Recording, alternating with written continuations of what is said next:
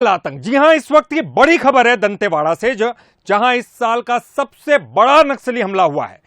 चुनाव से पहले छत्तीसगढ़ दहल गया। हमले में 10 डीआरजी जवान शहीद हो गए, एक ड्राइवर की मौत हो गई। जवानों की गाड़ी को 50 किलो विस्फोटक से नक्सलियों ने उड़ा दिया। अरनपुर के पास सुबह ये मुठभेड़ हुई पुलिस और नक्सलियों के बीच में, और मुठभेड़ के बाद लौटते समय हमला किया गया। घटनास्थल पर एडीजी नक्सल ऑपरेशन विवेकानंद सिन्हा पहुंचे। वहीं IG Bastar Sundarraj P, DIG Dantewada Kamal Lochan Kashyap भी मौके पर पहुंचे। साथ ही साथ एसपी दंतेवाड़ा सिद्धार्थ तिवारी भी मौके पर मौजूद थे। एक बड़ी खबर आ रही है, जहां एक बड़ा हमला, नक्सलियों की कायराना करतूत इसे आप कह सकते हैं।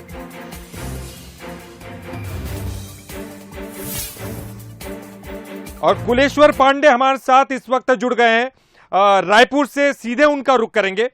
कुलेश्वर, सबसे पहले आपको ये जानना चाहेंगे आपसे कि ये हमला कैसे किया गया। इस बारे में जो मीटिंग हुई है उसमें कुछ बात निकलकर सामने आई है?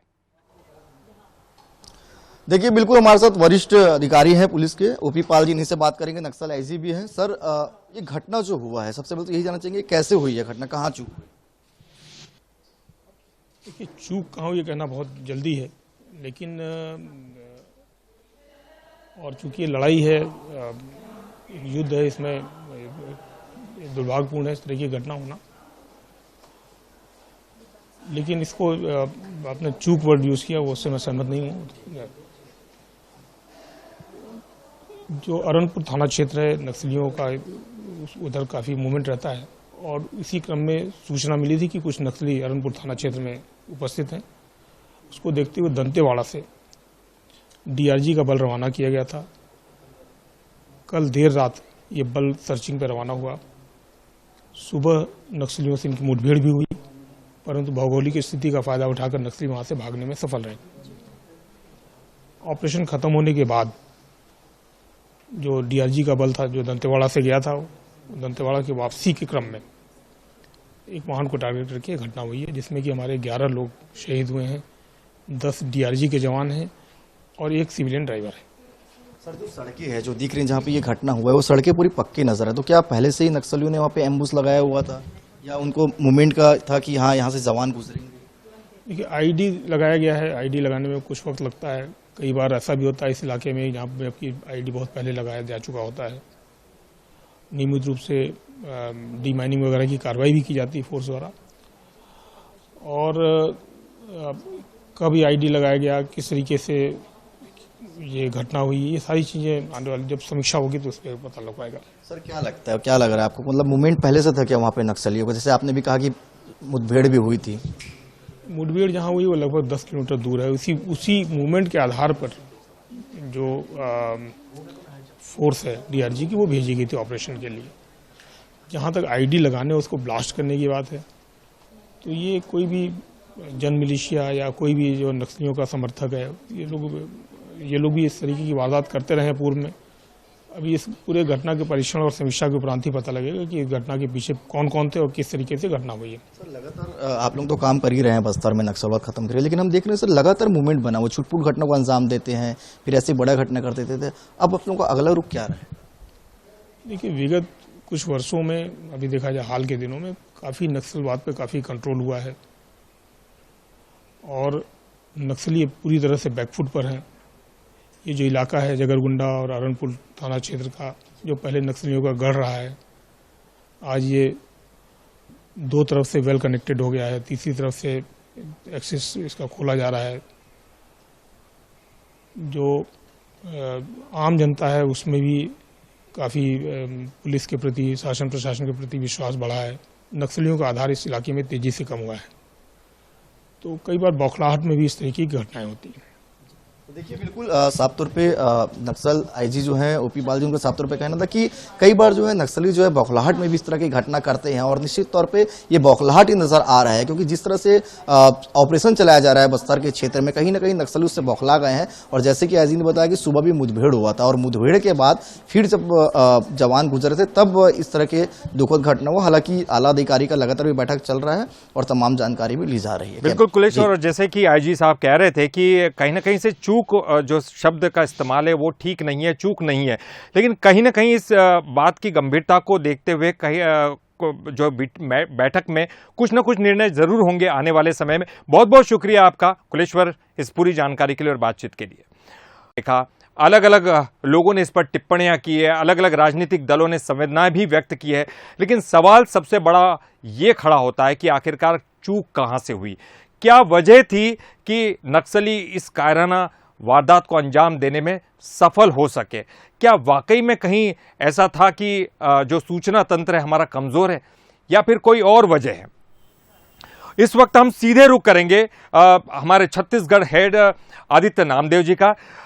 आदित्य जी, सबसे बड़ी बात यह कि जो लगातार सामने आई है आज तक के जितने भी हमले हुए नक्सलियों के द्वारा, जिसे हम कहते हैं कि कायराना वारदात है, क्योंकि गुरिल्ला वार में ये निपुण होते हैं और डायरेक्टली हमला नहीं करते हैं, लेकिन इनको पल पल की खबरें होती हैं। आईजी साहब कह रहे हैं इसे चूक मत कहिए, तो इसे क्या कहें?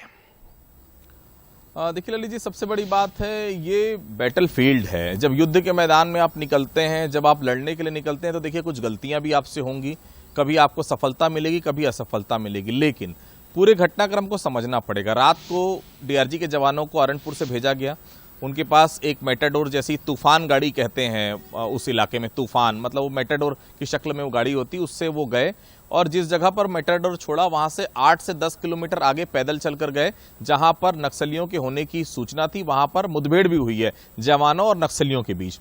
उसके बाद मुठभेड़ में 2 संदिग्धों को भी पकड़ा गया। मैं अपडेट करना चाहूंगा, 2 नक्सलियों को वहां से ऑन ग्राउंड किया गया, 2 नक्सलियों को पकड़ा गया है और उसके बाद ये जवान वापस अपने बेस कैंप लौट रहे थे।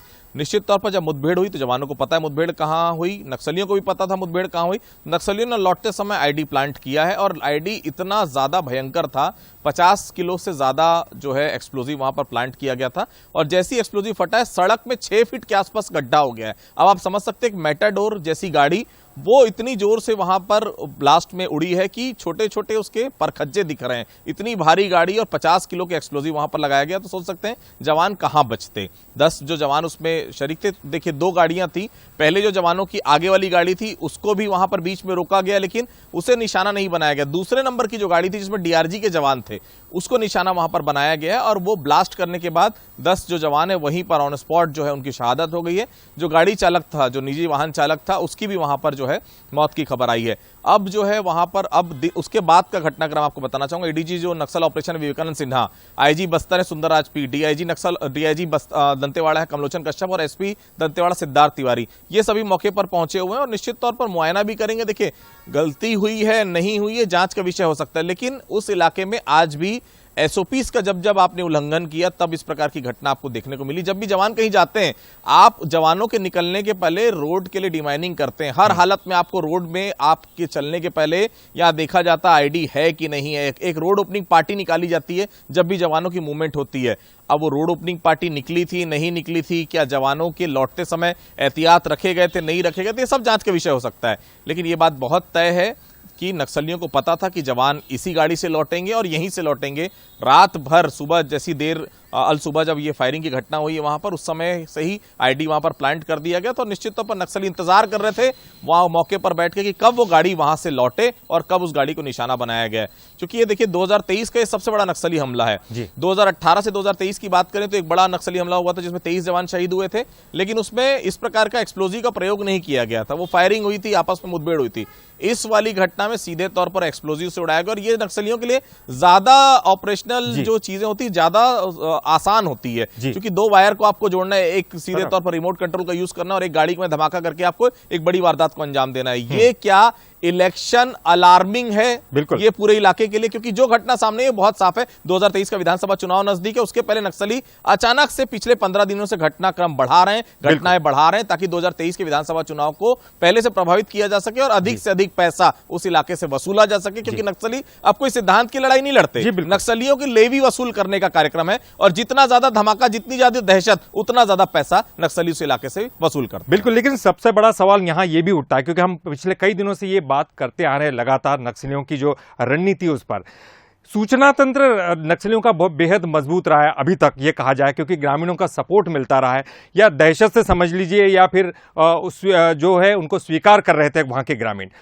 लेकिन अब कहा यह जा रहा है कि कहीं ना कहीं नक्सली कमजोर पड़ते जा रहे हैं, उतना नक्सली जो उनका तंत्र है ग्रामीणों के बीच में, उनकी स्वीकार्यता जो है वो कहीं कम पड़ती जा रही है। आपको क्या लगता है, अब क्या फर्क जो है इसमें दिखाई दे रहा है? क्योंकि सूचना तंत्र उनका कमजोर है, लेकिन जो हथियार इस्तेमाल करते हैं वो आधुनिक है, जो हाईटेक हथियारों का इस्तेमाल करते हैं। तो आपको क्या लगता है, क्या रणनीति में उनकी कुछ बदलाव दिखाई दे रहा है?